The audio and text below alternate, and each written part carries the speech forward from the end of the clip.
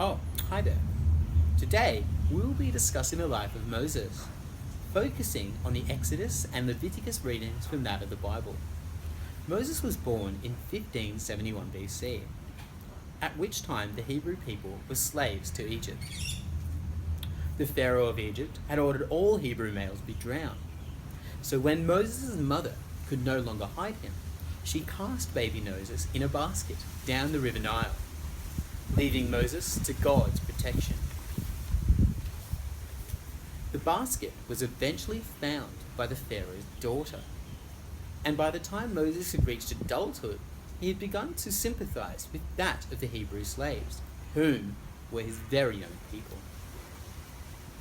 Now, Moses could take no more, and during an intervention to protect a Hebrew slave from an Egyptian beating him, Moses killed the Egyptian. Later, Moses came to realize his criminal act and fled Egypt to Midian.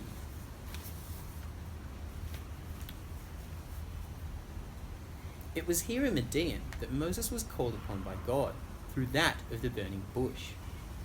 Moses was called upon to be the savior of his people, freeing the Hebrew people from slavery.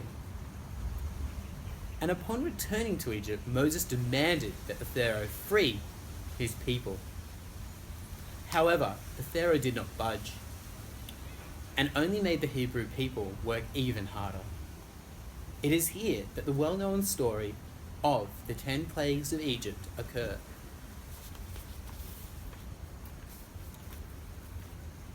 After Passover, Moses leads the people out of Egypt, and it is at the edge of the Red Sea, with the Pharaoh and his army after them, that a saving miracle is provided.